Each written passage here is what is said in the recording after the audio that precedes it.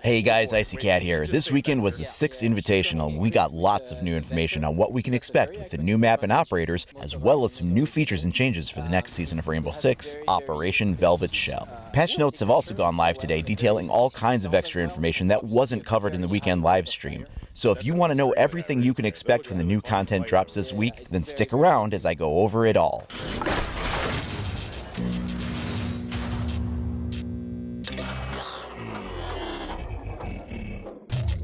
I'm going to break this up into several parts. We'll talk about news, the map, new operators, changes to the existing operators, new features, and other updates and additions. All of this goes into effect tomorrow, Tuesday, February 7th. As always, the map is immediately available for free to everyone, and the new operators will only be available to season pass holders for 7 days. Then, starting Tuesday the 14th, everybody will be able to buy the new operators for 25,000 renown each or 600 rainbow credits if you didn't already have the season pass. Let's open up with some interesting news from this weekend regarding the future direction of Siege, and that had nothing to do with what was covered in the live stream event. A recent article from PC Gamer features Alexander Remy, brand manager for Rainbow Six, and Xavier Maki, the creative director for Siege, talking about where the future of the game is headed. Now let's establish some credibility here. These two guys are pretty much in charge of Siege. They aren't some random devs. They're the project leaders, so this is pretty much as straight from the source as you can get. In the article, they address the fact that no new game modes have been released for Siege for general matchmaking. Now, for the sake of argument, we're not discussing tactical realism here, as that's a custom game mode only and not for general matchmaking. Anyway, the creative director was quoted as saying, "When it comes to new game modes, it's something that we do not want to do." He goes on to explain that adding new modes may very well dilute the gameplay concept, and modes would have to stick within the Siege concept of attacking and defending. So things like traditional team deathmatch and other multiplayer modes may not necessarily work here.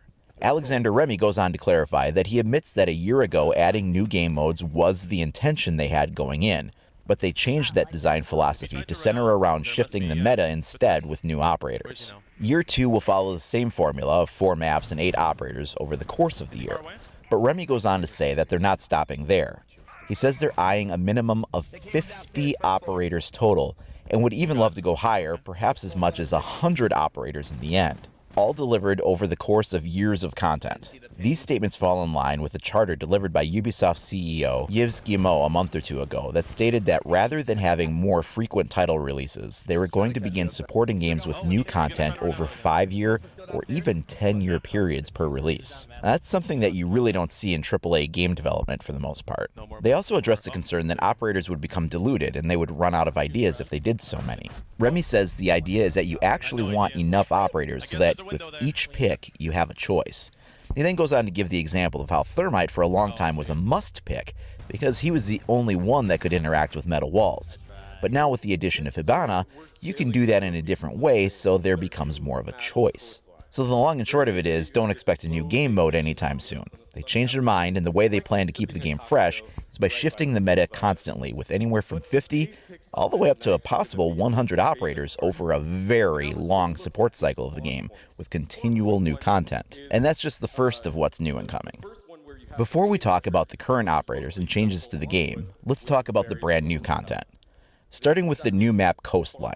Located in Ibiza, Spain, this coastal resort is the setting of the newest map for Operation Velvet Shell. It's got an extensive outer area with 3 spawn zones for attackers. The main structure is a 2-story building with a central atrium that can be reached from the roof, as well as traditional window and door approaches. Coastline is very colorful, with lots of areas lit by neon lights and areas for recreation. Central hallways and a pair of stairs on the north and south end of the building respectively connect all the various rooms. The layout and variety of rooms seems pretty well balanced from gameplay demonstrations thus far. The first of the new operators is the GEO attacker Jackal.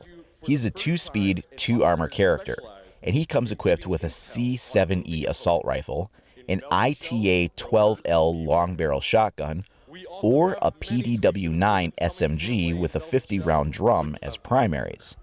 Yeah, that's right, an attacker that can choose an SMG as a primary option. But the secondary option is even more unique yet. He can choose a USP 40 caliber pistol or, as another first, a compact short barrel shotgun as a secondary option instead of a pistol. His secondary specials are a choice of either flashbangs or breaching charges. His main special ability is to track defender footprints using a special scanner that displays on his helmet visor. The color of the footprints can tell Jackal how recently someone went by, with warmer colors reflecting recent movement and cooling off to show an older footprint trail. He can use his primaries when using this ability, though there are some downsides, as his vision can be scrambled by signal jammers when in close proximity to them, and there's some other drawbacks which I'll cover for you in Jackal's operator profile video in a few days.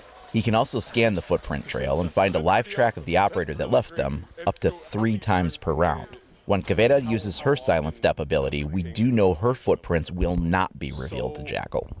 The next new operator is Mira.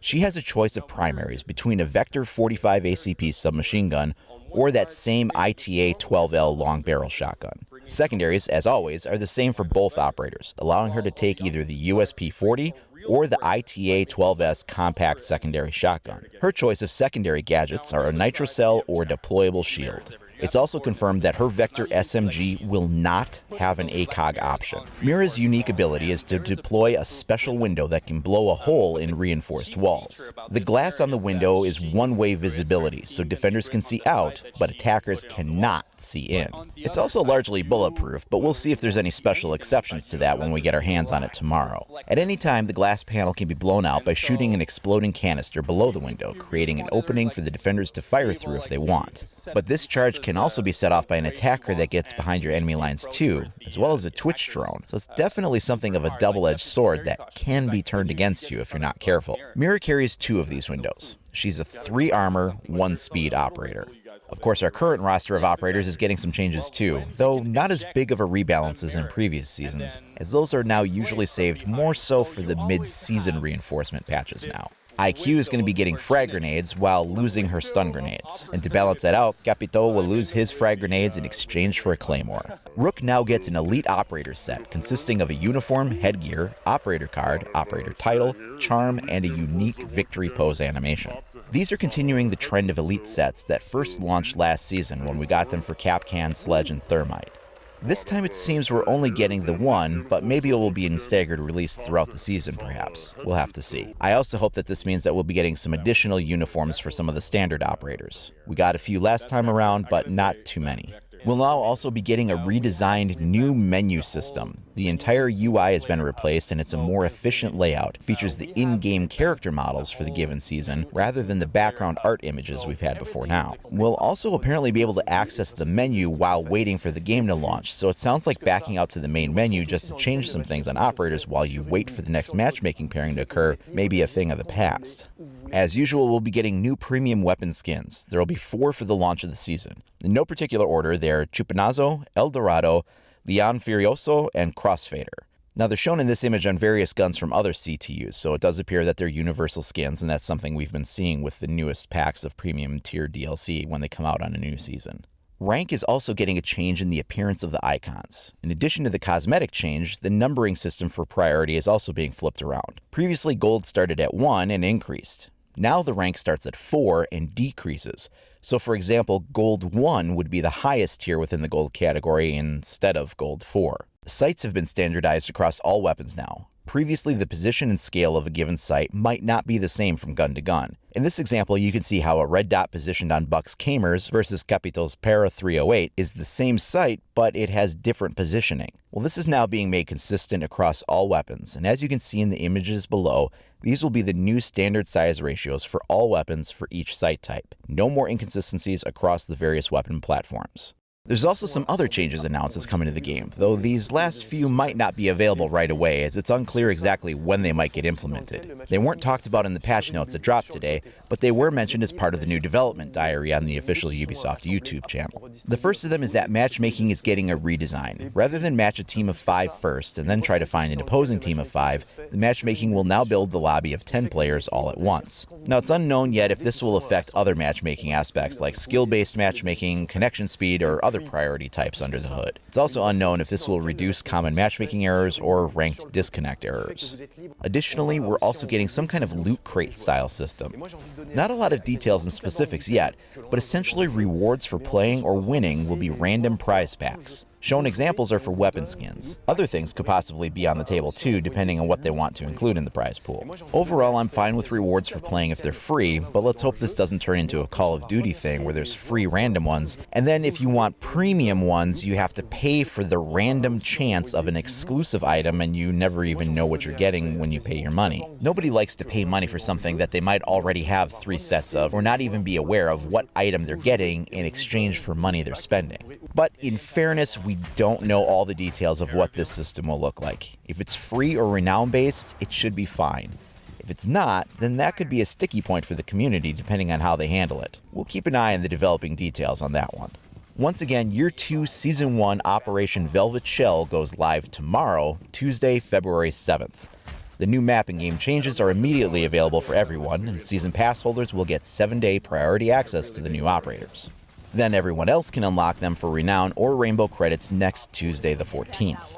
In the coming days, I'll be doing operator breakdowns for each of the new ops, a few videos on the new map Coastline, especially topics like best drone spots, murder holes, and more, plus a full review of Rook's new Elite set and the new weapon skins. As always, if you want to stay up to date on all the latest news and information for Rainbow Six Siege, then please like and subscribe. You can also follow me over at IcyCat25 on either Facebook and Twitter. Thanks a lot for watching, everyone. We'll see you next time.